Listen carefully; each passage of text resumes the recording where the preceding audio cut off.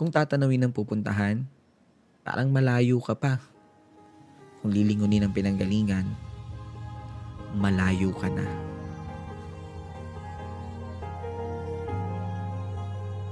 Kung titingin sa hakbang ng iba, parang naiiwan ka. Pero kung sarili ang bibigyang pansin, aba, umuusad ka. Maaaring pagtagpuin tayo sa ilang bahagi ng paglalakbay.